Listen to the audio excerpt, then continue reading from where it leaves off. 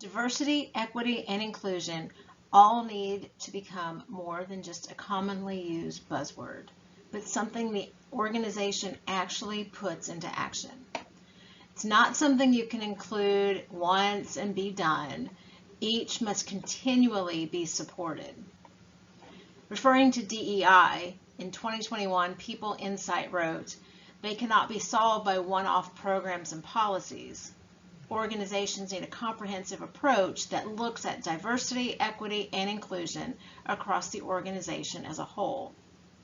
Further, the article provided these definitions. Diversity is the presence of difference. This can be across demographics, cultural origins, skills and abilities, ideas and philosophies, beliefs, experiences, and perspectives.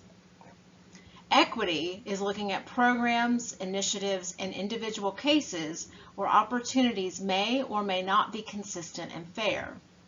This can be characterized by inequities or gaps in pay, promotion, opportunities for development, opportunities to lead, and more. And with inclusion, while diversity is looking at differences, inclusion is about embracing those differences. Inclusion is the deliberate action aimed at creating a workplace culture where all differences are welcome, accepted, and appreciated. Diversity emphasizes individuals' unique capabilities, recognizing our differences, including race, ethnicity, gender, sexuality, culture, socioeconomic status, physical abilities, religion, and ideologies. Freeberg noted, diversity recognizes individual differences with acceptance, appreciation, and respect, and it fosters exploration of our differences in safe and supportive environments. While many organizations recognize the need for DEI, it is still an area of growth, regardless of the type of organization. And with DEI initiatives, it's important to understand all the characteristics that make up DEI. I attended a lecture a few years ago that was hosted by and sponsored by PRSA Georgia, and was presented by Philip Polk, who was, at least at the time, the Chief Diversity Officer and Vice President of Multicultural Strategy with Hallmark Cards, and was the Diversity, Equity, and Inclusion Program Consultant with the National Center for Civil and Human Rights in Atlanta. And in that lecture, he told us, by the year 2040, the United States will be a majority minority, meaning that no race will have the majority. He goes on to talk about there are layers of diversity, including gender, race, education, religion, and so forth. Diversity, he said, was the key driver of innovation and should be used to foster creativity. He also discussed implicit bias, which is also known as unconscious bias. This is an attitude or stereotype that affects our understanding, our actions and decisions in an unconscious manner, because we're often influenced by the media, our upbringing, and our education. And everyone's implicit bias is different because everyone's experiences have been different. But everyone also has unconscious bias. It's like muscle memory. 95% of our first reactions are driven by our unconscious.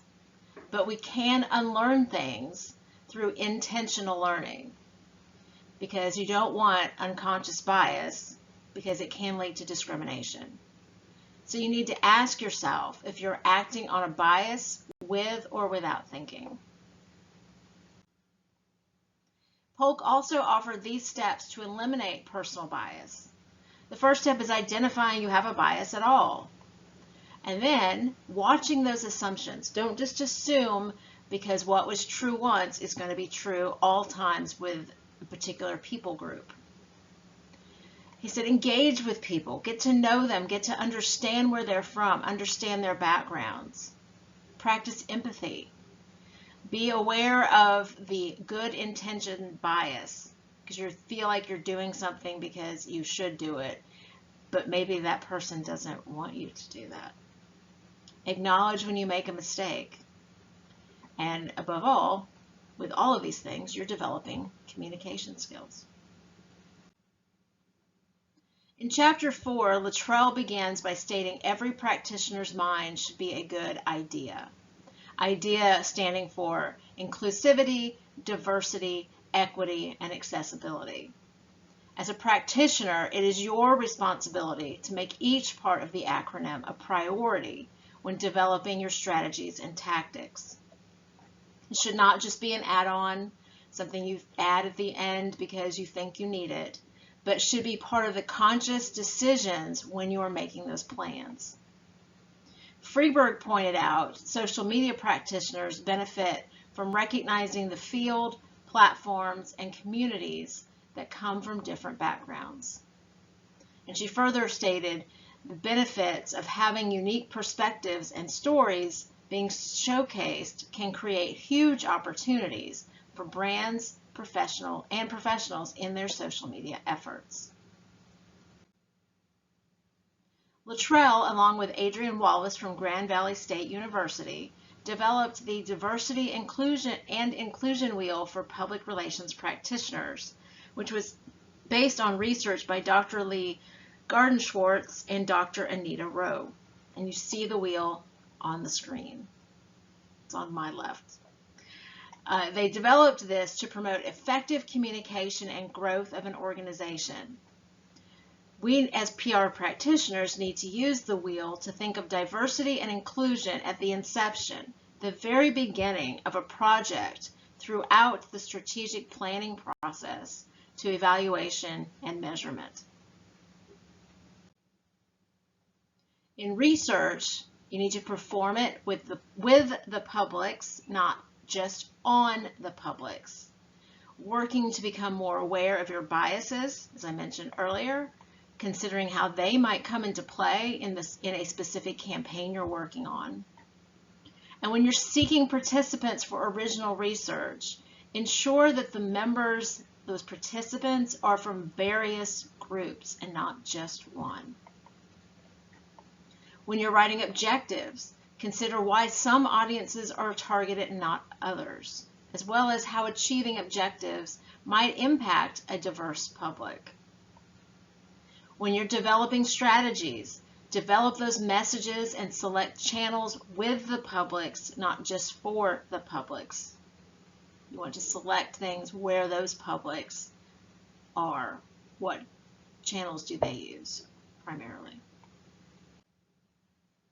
When you're considering tactics, look for opportunities to include more representative examples, stories, images, and experiences into the campaign.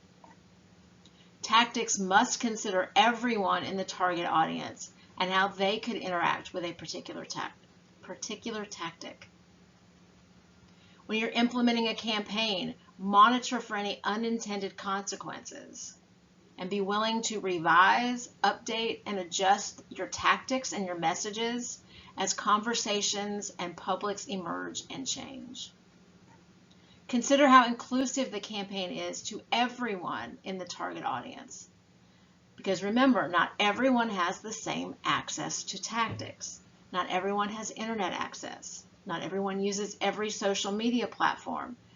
Then there are limitations with vision and hearing and other things. When you're reporting and evaluating, evaluate for social and community impacts. Segment the report. How did the campaign impact a variety of audiences differently? And if needed, communicate outcomes to diverse audiences and outside the organization. In an article Luttrell and Wallace wrote for PR Daily, they noted that rather than making DEI an add-on to strategic campaigns, practitioners should make conscientious decisions to put DEI considerations at the start of their planning. And that's only accomplished when practitioners take the time to develop their skills and knowledge in those areas. The Diversity and Inclusion Wheel has 6 core spokes at its center, which organizations should consider when beginning to develop a campaign. And those include national origin, age, physical qualities and abilities, gender, race, and ethnicity. So that means starting with your team, that you lead the effort. If your team isn't diverse, your campaign most likely isn't going to be either. The outer layer of the wheel includes 17 additional attributes, from marital status, religious beliefs, communication styles, and mental health. You don't have to incorporate every spoke or external layer, but they should be considered thoroughly whether the same people are being represented over and over, and create a campaign that includes where various groups are represented. However, Luttrell and Wallace suggest having a campaign which includes at least 2 or 3 inner spokes and a selection of external layers. But making DEI practices is something that needs to be made a habit. There needs to be deliberate discussion incorporated more than just once at a workshop. And being intentional means including DEI in all meetings, reviews, and planning. In her book, Freeberg noted the following regarding what employing DEI brings to social media. You know what DEI principles mean for social media. Strong DEI principles lead to all of the following: a more dynamic work environment, being able to bounce around ideas with people of different backgrounds and perspectives are going to bring new and inventive ideas. There's a greater opportunity for more creative and effective messaging because you're gaining insight and feedback from different groups. Therefore, better messages should occur. There's a better understanding of key topics, brands, and communities because there's having insights into different practices, cultures, and experiences can help shape messaging strategies and insights that could create that win-win situation for everyone. New ideas and perspectives. There's a higher chance for success when looking at a campaign message, idea, or execution from different angles. You have more engaged audiences if they see stories coming from people that look like them. Then they are going to be more likely to engage with the brand or company. Enhance brand culture and online community, remembering that everyone has a different experience, a different story and voice to bring to the table. And bringing everyone together in a positive way. If we see that everyone has an equal chance to succeed, that means we can create a win-win situation for everyone. When it comes to DEI initiatives on social media, actions are going to speak louder than words. These are just a few diversity and inclusion statements from organizations. So pause here, take your time, read over them, and ask yourself, do you think these organizations practice what their statements include? In her book, Freeberg noted, when it comes to DEI program efforts, there are some universal best practices to keep in mind. First, don't tell me, show me. Don't just post a statement online and to social media. It's just a statement. What's behind it? So consider what actions should be taken to address and incorporate those perspectives. That needs to be shared, documented, and showcased for a brand that stands for those issues publicly, and what will be done to sustain those efforts for the long term. That also means being transparent as possible, about internal programs and initiatives such as trainings and hiring practices.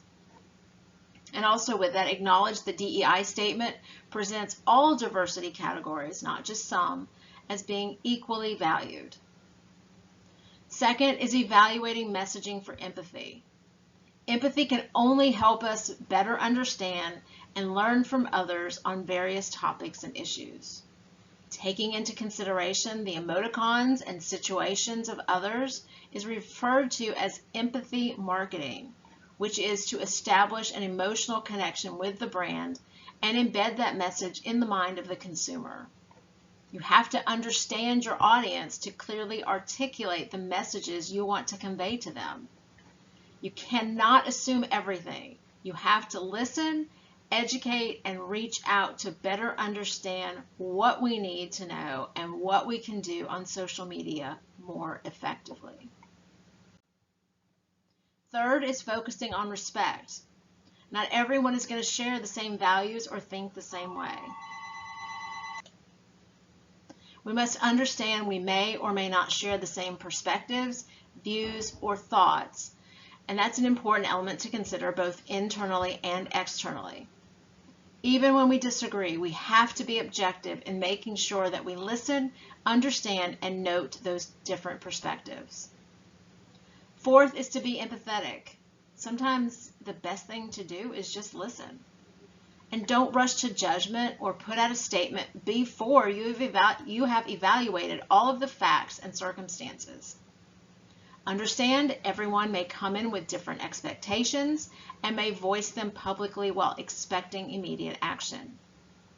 Timing is an important player in all of this, but responding in a way that shows empathy, understanding, and appreciation is long-lasting.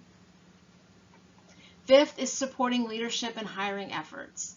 This can come in a variety of forms, including emotional, financial, time, and sustainable commitment. Sixth is invest in DEI education and training. LinkedIn was one of the first platforms to offer its coursework addressing diversity, equity, and inclusion topics on social media.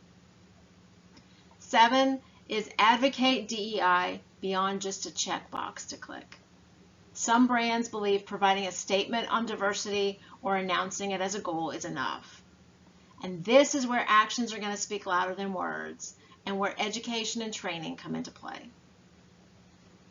8th is explore inclusive hiring talent practices. Hiring bias is something every organization still needs to work on. 9 is to integrate different perspectives into all teamwork. Gain everyone's perspectives and understand how audiences may interpret or respond to certain actions and messages.